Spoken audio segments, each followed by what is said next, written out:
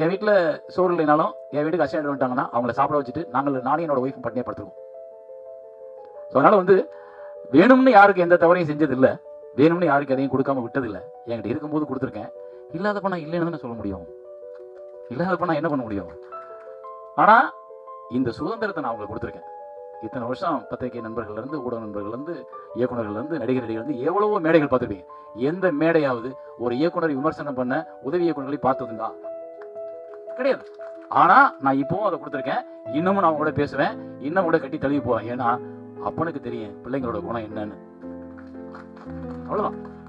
எங்கள் அப்பா என்னை எப்படி வளர்த்தவரோ அது மாதிரி நான் அவங்களை வளர்த்துருக்கேன். அவங்களுக்கு எல்லா உரிமையும் இருக்கு. புரிதல் தாமதமாக தான் வரும்.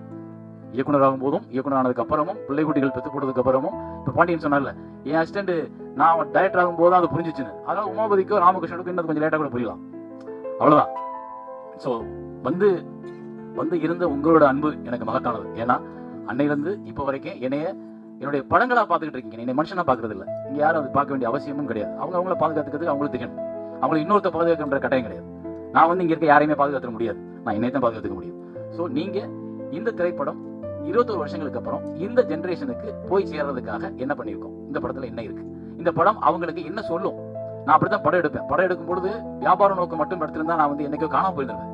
பெரிய வெற்றியை கொடுத்துருப்பேன், 5 படம் பெரிய ஹீரோவோட ஒர்க் பண்ணியிருப்பேன், அப்புறம் காணாம போயிருப்பேன். ஆனா இன்னமும் என்னுடைய படம் எங்கேயோ ஒரு இடத்துல, என்னோட சமூகத்துல, என்னோட மக்கள்ல யாரையோ ஒருத்தர் இந்த படம் கையை பிடிச்சு கூட்டி போய் ஒரு கரையை சேர்த்து விட்டுருச்சுன்னா அது என்னோட வெற்றி.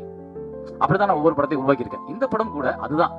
நீ எந்த தோல்வியா இருந்தாலும் கடக்கலாம். காதல்ன்றது நான் எடுத்துக்கிட்ட ஒரு ஆயுதம். இந்த படம் வந்து எந்த தோல்வியா இருந்தாலும் கடக்கும் மனநிலை ஒவ்வொரு மனிதனுக்கும் இருக்கு. நீ எங்கேயுமே சோர்ந்து போயிடாத அப்படின்னு சொல்றதுதான். அதுதான் எனக்கே படம் போச்சு. ஒவ்வொரு பூக்களுமே பாட்டா நான் நிறைய வாட்டி பாடிருக்கேன், ஸ்னேகா நிறைய வாட்டி பாடிருக்கோம், அமீன் நிறைய வாட்டி பாடிப்பாரு, ஸ்னேகா நிறைய வாட்டி பாடிப்பாரு. அவங்களுக்கு அது வந்து போ. தோல்வி எல்லா மனிதனுக்கும் இருக்கும். அதை தாண்டி ஜெயிக்கும் போதுல நமக்கு ஒரு சந்தோஷம், நமக்கு ஒரு அகம்பாவம், நமக்கு ஒரு திமிரும், நமக்கு ஒரு பிரமை, அப்படி எல்லாரும் இப்படி பாக்குற தன்மை இருக்குல்ல, அதுதான் நம்மளோட உழைப்புக்கு நம்ம கிடைக்கிற அங்கீகாரம். அதை இந்த படம் பார்க்கும்போது ஒவ்வொருத்தருக்கும் கொடுக்கும்.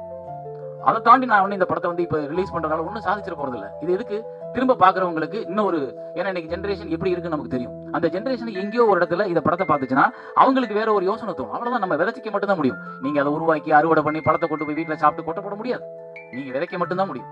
மழை பெய்யணும், மக்கள் பாதுகாக்கணும், அப்பதான் அவங்க மாறுவாங்க. ஸோ அதனால அது ஆட்டோகிராஃபோட ரிலீஸோட தாற்பயம் இப்ப திருப்பி 21 இயர்ஸ் லேட்டர் பண்றதுக்கு காரணம் அது அதற்கு தகுதியானதாக நான் நினைக்கிறேன்.